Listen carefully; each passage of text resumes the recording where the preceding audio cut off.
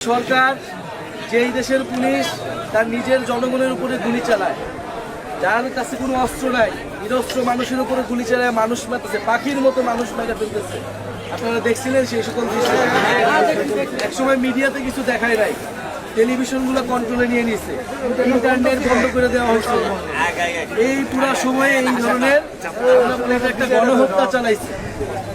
তখন আমরা সরকার পতনের ঘোষণা দিচ্ছি, যেই শেখ হাসিনার সরকার আর কোনোভাবেই থাকতে পারে না, আমরা এক দফার ঘোষণা দিলাম এই যে এই সরকারকে পদত্যাগ করতে হবে।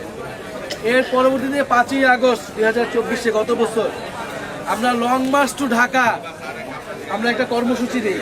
আমরা সারা দেশের মানুষকে, ছাত্র জনতাকে আহ্বান করছি যে আপনারা সবাই ঢাকায় আসেন, এটা আমাদের চূড়ান্ত কর্মসূচি হবে। এই সরকারের বিরুদ্ধে আমাদের লড়াই করতে হবে। সবাই ঢাকায় আসছে সেদিন 5ই আগস্ট সারা দেশ থেকে, এবং সেনাবাহিনী জনগণের পক্ষে নিচ্ছে। পরবর্তীতে গণভবন ঘেরাও করছে সব জনগণ মিলে, আপনারা দেখছিলেন, গণভবন, সংসদ ভবন সব ঘেরাও করছে। মানুষের এত ক্ষোভ ছিল, এবং কোটি কোটি মানুষ সেই যে গণভবনে গেছে। শেখ হাসিনা নিজের জীবন নিয়ে পালায় গেছে ভারতে। এরপরে অন্তর্বর্তী সরকার হয়েছে ডক্টর ইউনূসের নেতৃত্বে, এখনো সেই সরকার চলমান ছিল। আমাদের পরে ছাত্রদের থেকে আমরা 3 জন সেই সরকারে ছিলাম, যেই কারণে এই আন্দোলন হয়েছে, অভ্যুত্থান হয়েছে, সেই জিনিসগুলো যাতে সরকার পূরণ করতে পারে। তারপরে এক পর্যায়ে আমি সরকার থেকে বের হয়ে গেছি গত ফেব্রুয়ারি মাসে, কারণ আমাদের কাছে মনে হয়েছে যে সরকারে থাকার থেকেও মানুষের মধ্যে থাকাটা এই মুহূর্তে আমাদের জন্য বেশি দরকার। এবং আমরা একটা দল গঠন করছি, নতুন রাজনৈতিক দল। আমাদের দলের নাম হচ্ছে জাতীয় নাগরিক পার্টি, সংক্ষেপ হচ্ছে এনসিপি। এই এনসিপি মাত্র কয়েক মাস হয়েছে গঠিত হয়েছে, এবং এনসিপিতে বেশিরভাগই হচ্ছে আমাদের মতো বয়সের তরুণ, যারা ওই সময় আন্দোলন করছে, নেতৃত্ব তারাই। আবার বিভিন্ন বয়সের লোকেরাও আছে, বিদেশ থেকে অনেকে পড়াশোনা করছে, তারাও চলে আসছে আমাদের দলে। কারণ আমরা মনে করছি এই যে শেখ হাসিনা সরকার চলে গেল, এই যে এত মানুষ মারা গেল, এরপরে এই দেশটাকে অবশ্যই আমাদের নতুন করে তৈরি করতে হবে।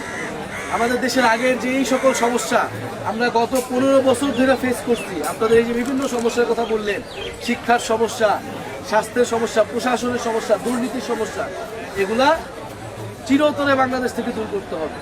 এগুলা কেবল এরকম না যে শেখ হাসিনা চলে গেল, আরেকজন এসে, আরেক দলের লোক এসে এগুলো করা শুরু করবে, এইটা আমরা মাইনা নিব না। এগুলা কেউই করতে পারবে না, কোনো দলের লোকেরাই করতে পারবে না। ফলে এই নতুন বাংলাদেশ গঠন করতে হবে, এত মানুষকে জীবন দিচ্ছে। তো আজকে হচ্ছে 1 বছর হইতে যাইতেছে, ওই আবারও জুলাই মাস আসছে, সে 1 বছর উপলক্ষে আমরা সারা দেশে যাচ্ছি, 64 জেলায় আমরা যাইতেছি।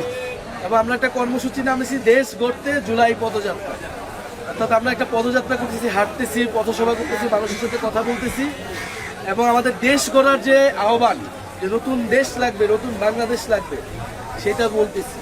এখানে অনেক আসার পরে অনেক মুক্তিযোদ্ধার সাথে আমাদের দেখা হয়েছে, যারা 71 সালে যুদ্ধ করছে, তারপরে কি আমরা স্বাধীনতা পাইছি। আমরা মনে করি 24 আমাদের নতুন একটা স্বাধীনতা দিচ্ছে, নতুন একটা মুক্তি দিচ্ছে। এই স্বাধীনতাকেও আমাদের কি রক্ষা করতে হবে।